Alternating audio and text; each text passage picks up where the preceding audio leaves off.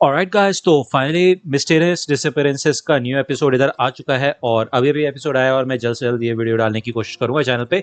तो सबसे पहले तो लाइक कर दो और सब्सक्राइब कर लो अगर चैनल पे नए हो तो, ठीक है। अब बाकी बातें वीडियो के एंड में कर लेंगे और अभी के लिए ये वीडियो शुरू कर लेते हैं।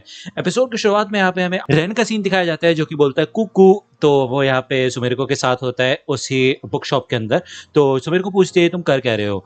रेन बताता है क्या तुम जानती हो कि यूरोप में कहा जाता है कि जितनी बार तुम एक कुकू को रोते हुए सुनोगे उससे पता चलता है कि कितने साल बचे हैं तुम्हारी शादी को। तो सुमेरिको कहते हैं वाह क्या बात है यार, मैंने अभी तक 3 बार सुना है, इसका मतलब ये है कि मेरी 3 साल में शादी हो जाएगी। तो इसके बाद 2 बार और कुकू कुकू बोलता है, जिसके बाद सुमेरिको समझ जाते हैं कि यार वो उसकी टांग खींच रहा है। इसके अलावा आपको याद होगा लास्ट एपिसोड के अंदर वो जो उमाने नाम की बंदी थी उसके बारे में ये लोग बात करते हैं कि अब वो ठीक है और होप सो कि आगे ऐसा कुछ ना हो, लेकिन तभी उमाने इस बुक शॉप के अंदर आती है इन लोगों से मिलने के लिए और वो यही कहती है कि अब वो बुलिंग को लेके किसी और वे में सोचना शुरू करेगी। वो अपनी तरफ से एफर्ट्स डालेगी कि लोग बुलिंग ना करें एक दूसरे को, ठीक है। यहाँ हमें दिखाया जाता है कि उसके जो सींग होते हैं वो दिख रहे होते हैं इन दोनों को, लेकिन ये दोनों उसके ऊपर कोई ज्यादा बात नहीं करते।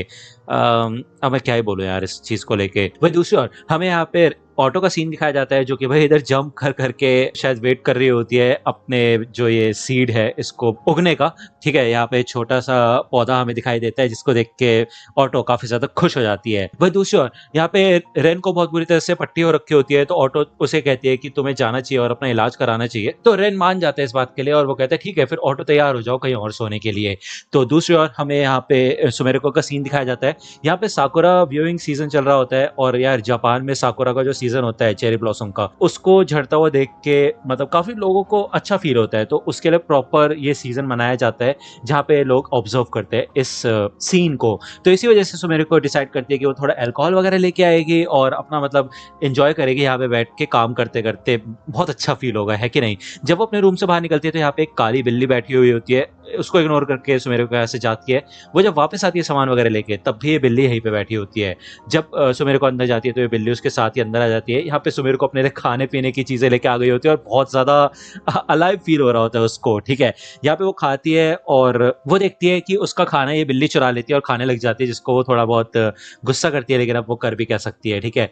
यहाँ पे वो सो जाते थोड़ी देर बाद, जिसके बाद जब वो जागती है तो उसको मैसेज आता है रेन का कि मुझे तुम्हारी मदद की जरूरत है। और सुमेरिको कहती है कि मैं तुम्हें कोई पैसे वैसे नहीं देने वाली, ठीक है ना। तो रेन कहता है कि तुम खुद तो इतनी सस्ती सी बियर पी रही हो और मेरे को बोल रही हो कि पैसे चाहिए मेरे को। तो सुमेरिको कहती है क्या तुम मेरे ऊपर नजर रख रहे हो। तो रेन कहते नहीं अंदाजा लगाया। अब देखो मेरे को 2-3 दिन के लिए बाहर जाना है तो क्या प्लीज तुम ऑटो का ध्यान रख सकती हो। तो चलो फिर अपने दरवाजे की ओर देखो, ठीक है। तब यहाँ पे बेल रिंग करती है और बाहर ऑटो होती है, उसके हाथ में उसका प्लांट होता है और सच में ऑटो काफी क्यूट लग रही होती है, ठीक है। सुमेरिको उसको अपने रूम के अंदर बुलाती है लेकिन ऑटो को ये रूम काफी ज्यादा गंदा लग रहा होता है, ओके। जिस वजह से ये लोग डिसाइड करते हैं कि ये रूम की सफाई करेंगे। तो ऑटो कहते हैं भाई मैं कहाँ फंस गई यार, मेरा तो अपने पैर भी कुल्हाड़ी मार ली। लेकिन फिर भी बेचारी ऑटो बहुत ज्यादा मदद करती है सुमेरिको की। जिसके बाद ये लोग थोड़ा गंदा वंदा हो गए होते हैं तो डिसाइड करते हैं कि ये नहाने के लिए जाएंगे। ये पब्लिक बाथ पे जाते हैं, टॉमी बाथ्स में, और यहाँ पे बाहर एक लड़की खड़ी होती है जो कि इनके ऊपर नजर रख रही होती है, ओके। ये दोनों यहाँ पे आते हैं, बातचीत करते हैं। ऑटो पूछती है कि तुम अपने घर में क्यों नहीं नहाई। तो सुमेरिको बताती है कि वो छोटा बाथटब है और वहां पे हम दोनों नहीं आ सकते थे इसी वजह से। जिसके बाद ये दोनों स्टीम बाथ में आते हैं और ऑटो को सुमेरिको की चेस्ट से काफी जेलस फील हो रहा होता है, जिस वजह से वो भाई एक पंच तैयार करती है और उसकी चेस्ट भी देके मारती है। जिसके बाद ये दोनों तैयार होते हैं यहाँ से निकलने के लिए, ओके, और जाते हैं कुछ खाने के लिए। अब वो लड़की जो होती है जो पहले इनका इंतजार कर रही थी वो सोचती है कि ओचैन का जो अंडरवेयर है वो उसकी बैकपैक में होगा और पता नहीं वो क्यों उसकी कच्छियों के पीछे पड़ी हुई है। क्या ठरकी मना चल रहा है यहाँ पे। दूसरी ओर यहाँ पे हमें रेन का सीन दिखाया जाता है जो कि इस शहर में होता है और मतलब एक डिस्ट्रिक्ट में होता है। गली में वो देखता है कि वो साइन बोर्ड्स लगे होते हैं, मार्कर्स। वो इस गली के अंदर जब जाता है तो इधर वो एक क्रॉस वॉक पे आके खड़ा हो जाता है। ये बहुत सुनसान जगह होती है लेकिन यहाँ पे एक आदमी भी होता है और ऐसा लगता है कि रेन उस आदमी को पहले से जानता होता है। वो इस आदमी के लिए कुछ सिगरेट्स वगैरह भी लेके आया होता है। ये आदमी भी रेन को पहचान जाता है और वो कहता है कि तुम्हें यहाँ पे नहीं आना चाहिए, तुम्हें पता है ना।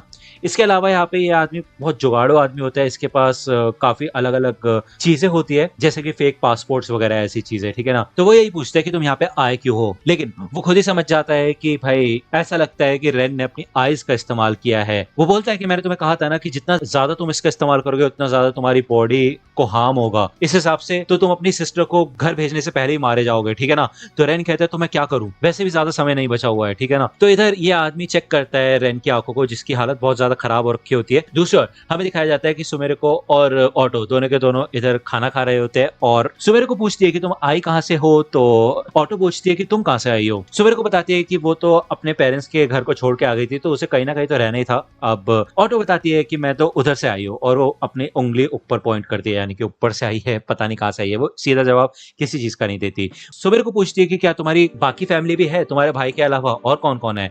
तो ऑटो कहती है तुम बताओ तुम्हारी फैमिली है। तो सुमेरिको बताती है कि हाँ, जहाँ पे मैं पैदा हुई थी वहां पे तो है ही। तो ऑटो भी इसी आंसर को रिपीट करके बोल देती है। सुमेरिको पूछती है कि रेन बोल रहा था कि तुम्हें कहीं वापस भेजना है, वो कहाँ भेजना चाहता है तुमको, जिसके बाद ऑटो इस क्वेश्चन को इग्नोर कर देती है और वो कहती है कि क्या मेरे को और नूडल्स मिल सकते हैं। दूसरी ओर हमें यहाँ पे फिर से रेन का सीन दिखाया जाता है और वो आदमी कहता है कि अच्छा हो तुमने लिमिट में इस ताकत का इस्तेमाल किया, चलो मेरे साथ चलो, एक छोटा सा प्रोसेस करना होगा, उसके बाद सब कुछ ठीक हो जाएगा। और देखो जल्दबाजी करने की जरूरत नहीं है, मुझे पता है कि तुम्हें और क्यूरियोसिटीज मिल ही जाएंगी, और वैसे भी एक नया इलाका है, ये एक खाली स्लेट की तरह है ये जगह, और तुम्हें तो पता ही है हर एक नई जगह पे नए गॉड्स आ जाते हैं। तो ज्यादा चिंता मत करो, थोड़ा समय लगेगा, ठीक है ना, क्योंकि तुम्हारा चेहरा इतना भयानक हो चुका है कि शायद तुम्हारी सिस्टर खुद ही डर जाएगी और तुमसे नफरत करने लगेगी। दूसरी ओर यहाँ पे ऑटो ये बुक पढ़ रही होती है जो कि सुमेरिको ने लिखी होती है। सुमेरिको बताती है कि ये बुक उसने 15 साल की उम्र में लिखी थी और यही उसकी सिर्फ एक बुक है जो कि पब्लिश हुई थी और कोई नहीं, ठीक है ना। तो ऑटो बताती है कि मैं भी 15 साल की हूँ। तो उसके बाद यहाँ पे ऑटो सो जाती है थोड़ी देर बाद और सुमेरिको भी सो जाती है। ऑटो को यहाँ पे अजीब सा सपना आता है और वो रेन का नाम लेके जागती है। जब वो जागती है तो इधर सुमेरिको नहीं होती और टेबल पे वही छोटे से क्रैकर्स रखे होते हैं जो कि उसने सुमेरिको को बाथरूम में दिए थे जब उसने स्कूल में बंद कर दिया था उसको। सुमेरिको इधर वापस आ जाती है और वो कहती है तुमने अभी तक खाया नहीं है। तो ऑटो कहती है यार मेरे को स्कूल जाना है, इतने से मेरा काम नहीं बनेगा। उसके पेट में गुड़गुड़ हो रही होती है तो सुमेरिको कहती है यार चिंता मत करो यार, मैं तुम्हारे लिए नाश्ता लेके आई हूँ। देखो ये दोनों बैठ के यहाँ पे नाश्ता करते हैं और सुमेरिको डिसाइड करती है कि वो भी ऑटो के साथ उसके स्कूल में जाएगी, क्योंकि ऑब्वियस सी बात है पहले तो इनका ये मिशन था क्यूरियोसिटीज ढूंढने वाला, लेकिन अब वो फिर से हाई स्कूल में जाके हाई स्कूल वाली लड़कियों की जिंदगी जीना चाहती है। ठीक है, तो यार ये एपिसोड यहीं पे खत्म होता है। नेक्स्ट एपिसोड आएगा नेक्स्ट वीक।